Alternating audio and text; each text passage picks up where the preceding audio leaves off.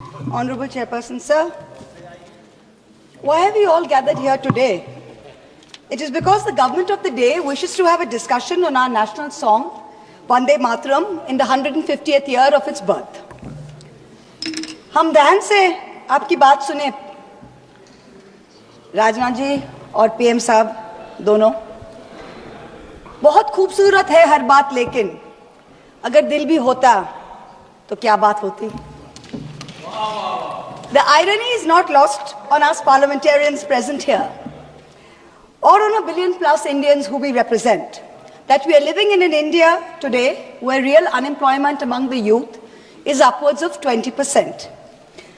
That we are choking in a national capital where AQI routine levels are over 800, when the centre is purposefully starving non-BJP states of their Manrega, their housing and their water dues, where millions of people are being subjected to a hurried, arbitrary process of mass disenfranchisement, when in session after session, we in the opposition are bullied, browbeaten and prevented from raising pressing issues of national importance, suddenly the government finds it so important, so necessary, so urgent to discuss the historical complexities of a song. What is even more ironic is the claim that the hate and divisiveness in today's India can be linked back to this song.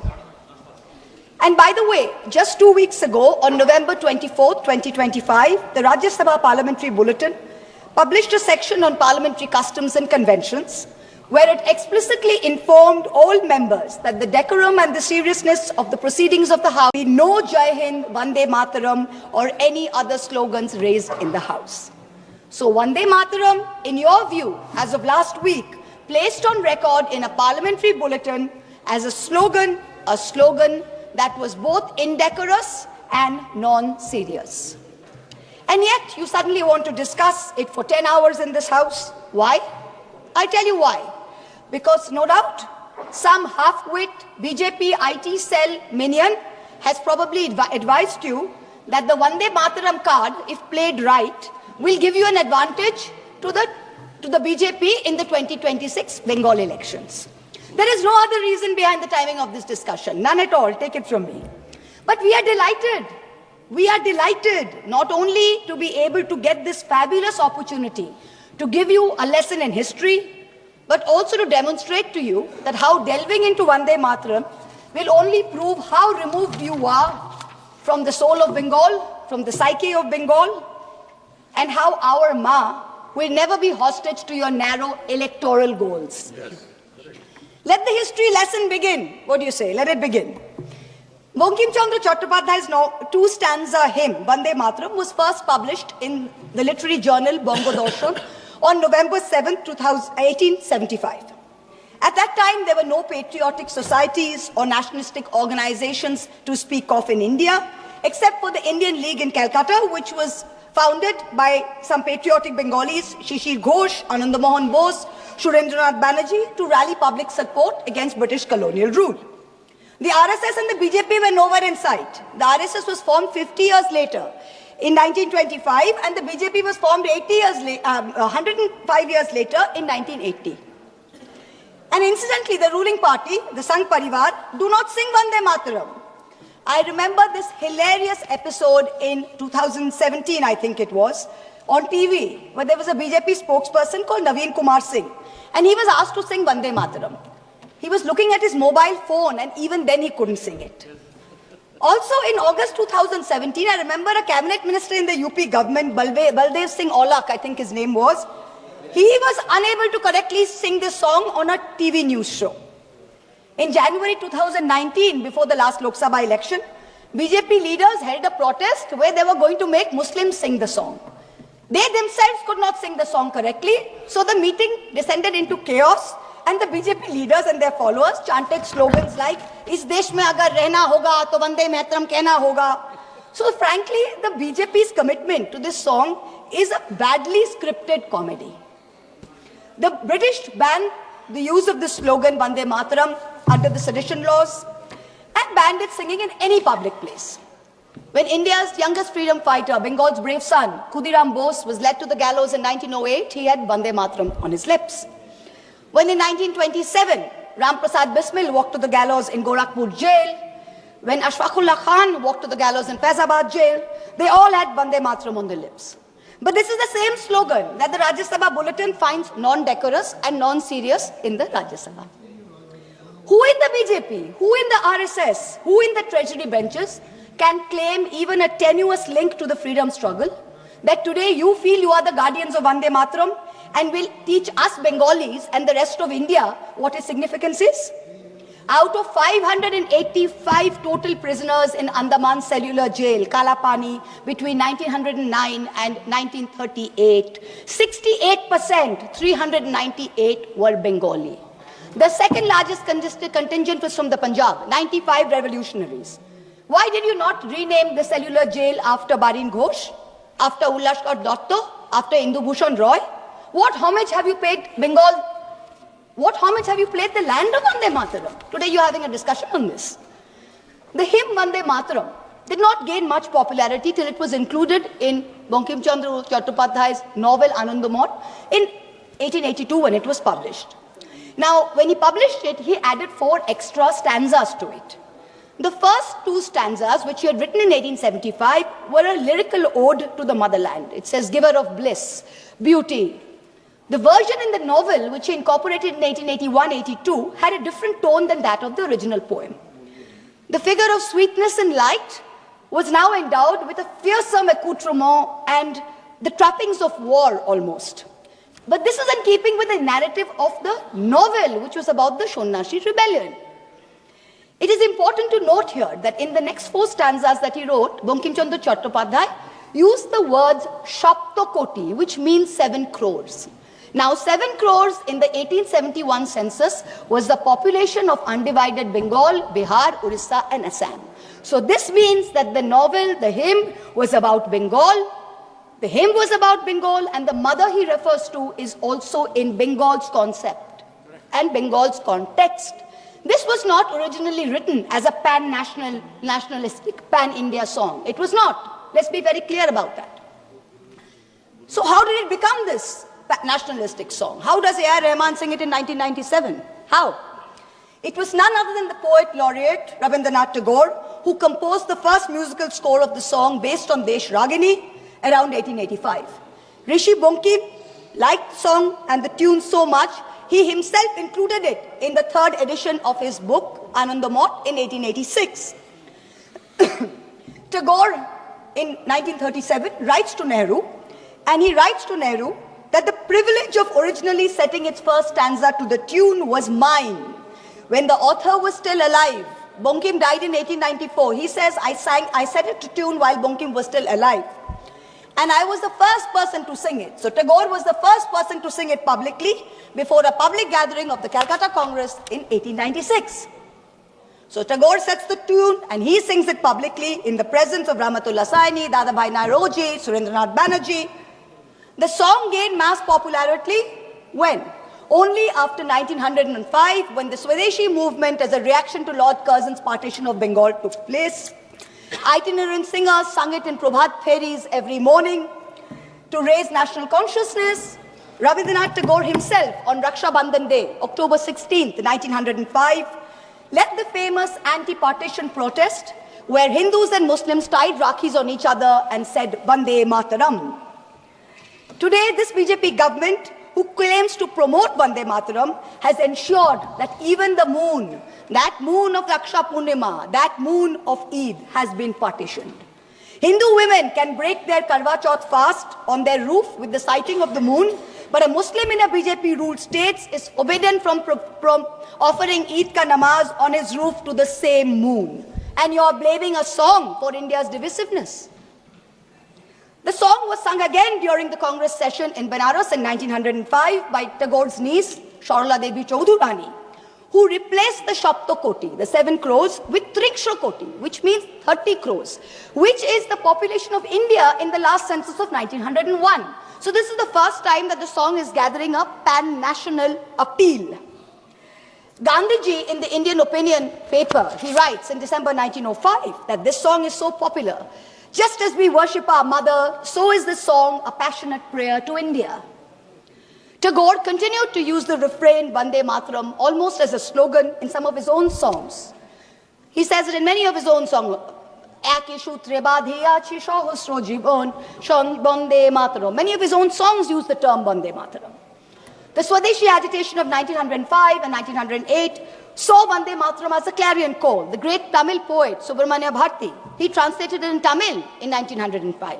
It began to be sung in meetings and processions all over India, from coastal Andhra Pradesh, from Vijayawada and the Krishna, to after Jallianwala Bagh in the canals and cantonments of Punjab, where they didn't think of it as a Bengali Sanskrit hymn. They saw it as a shared call of resistance.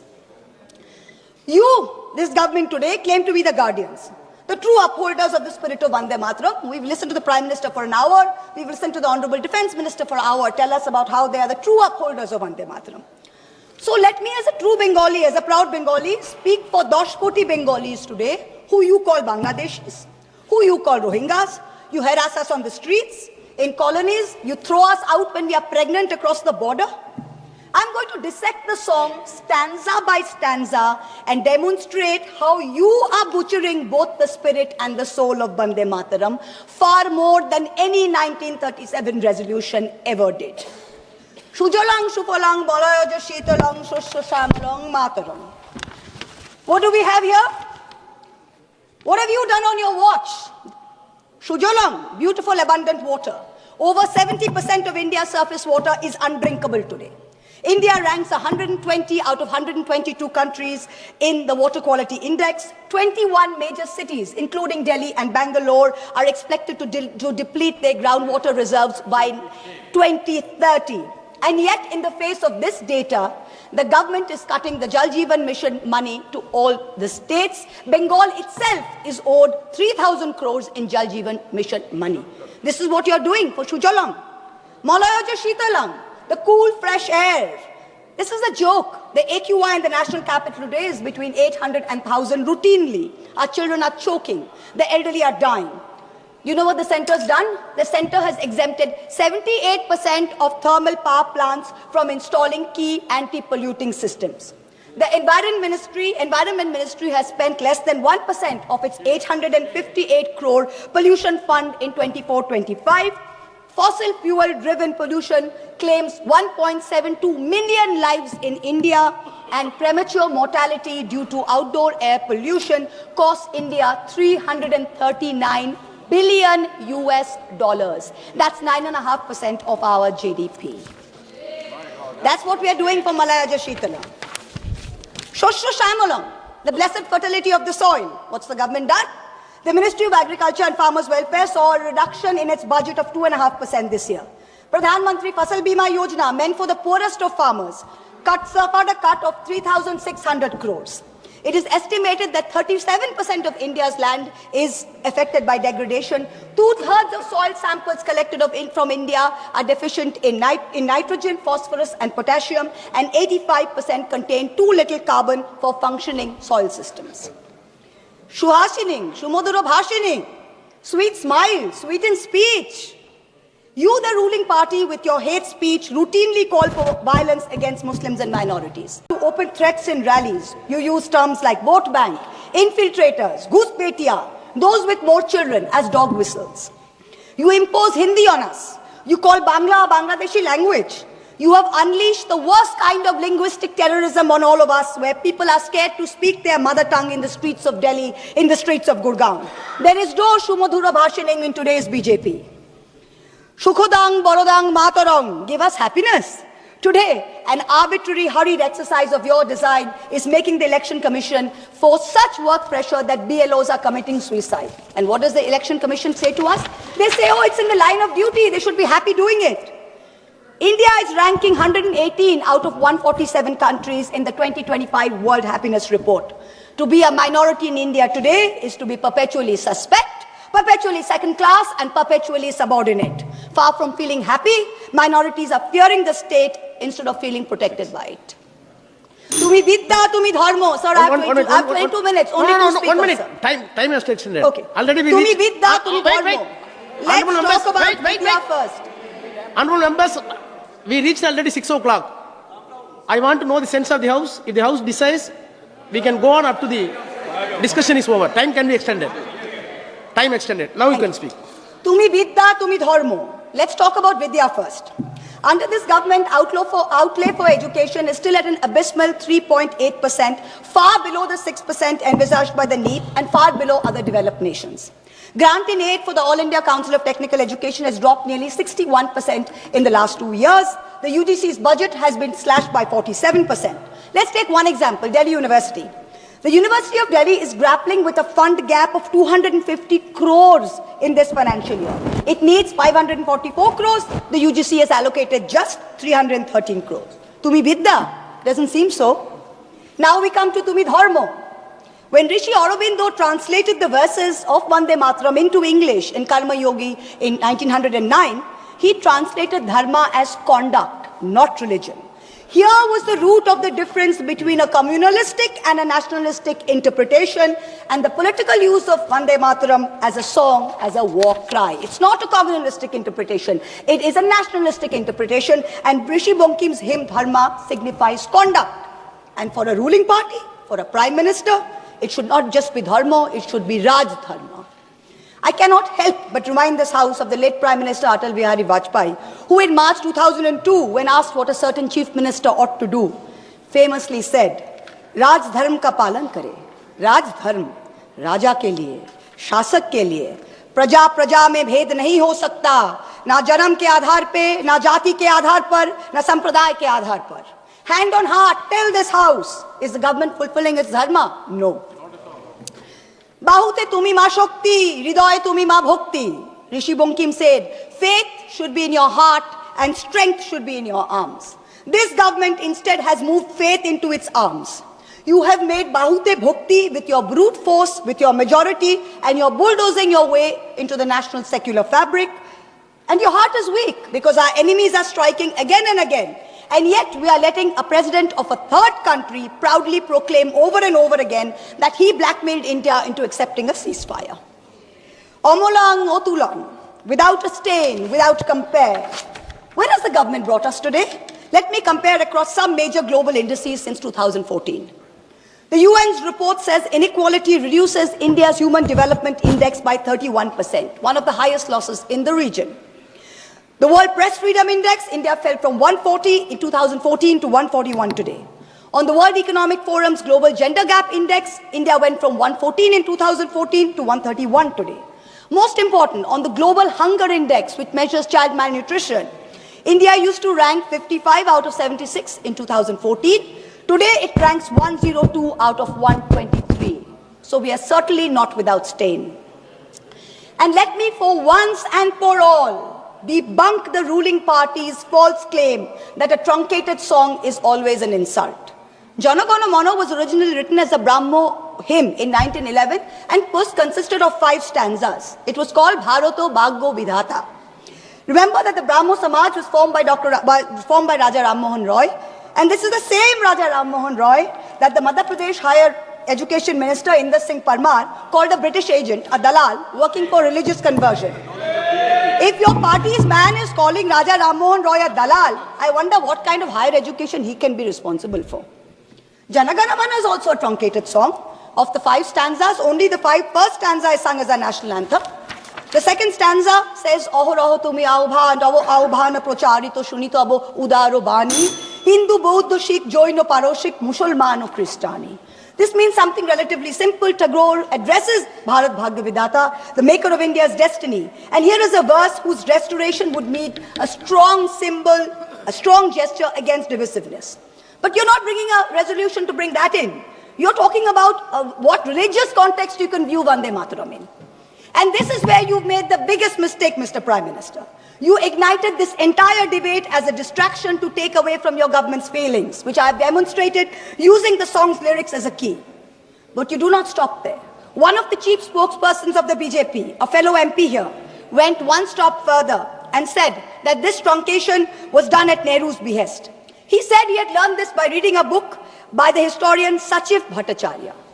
Mr. Chairperson, sir, there is no such book. There is no historian called Sachiv Bhattacharya who has written a book on the history of Vande Mataram. He does not exist. He does not exist except in the fertile manure that constitutes the MP's imagination. There is Please a conclude. historian who has written a book about Vande Mataram and his name is Shobboshachi Bhattacharya, not Sachiv Bhattacharya. The BJP dare not refer to this book because if they do, they would have to admit that this very specific book says that the identity of the man who suggested that Vande Mataram be sung in a shortened version Please conclude. so as not to provoke divisive action is not Nehru. It is not Bose, it is Kavi Guru Rabindranath Tagore. So let's set the record straight. Bhattacharya is clear. First Subhash Bose, then the members of the Congress Working Committee convening for the Calcutta session of the Congress in 1937 wrote to Tagore asking him his views on the song. To his reply, Tagore wrote, "The core of Vande Mataram is a hymn to goddess Durga. This is plain, so there can be no debate about it. The novel Anandamath is a work of literature and so the song is appropriate to it. But Parliament is a place of union for all religious groups and there the song cannot be appropriate." On October 26, 1937, 3 days prior to the session, Gurudev wrote again to Nehru on this issue. And so he, with a special relation to Vande Mataram, suggested that the first two stanzas should be adopted and his letter conclude now. profoundly influenced the resolution. Please. Last para, sir. Last para. Please. Rishi Bankim was a highly complex mind and Anandamath was not his final word on communal history. His last novel, Sitaram, imagines a Hindu realm founded by a heroic and idealistic king who defeats his Muslim adversaries. However, he comes to embody and exceed all the evil attributed to Muslim and all his Hindu associates abandon him. Please. So if you have the guts to get into the issue, target the man who very wisely edited the song. It was neither Nehru nor Bose, it was Rabindranath Tagore. Come. If you have the courage to withstand truth, come. Fight an election in Bengal in 2026 by saying that Tagore was responsible for dividing India. Let us see where that takes you. Tagore is the one who sang Vande Mataram publicly. He anchored it to our conscience of our nation. It was Bengal's clarion call. It is no jumla that the BJP can expropriate before an election. You try it and you will see what its consequences are. 10 crore Bengalis will rise, 20 crore arms to teach you the real meaning of Vande Mataram. Vande Mataram.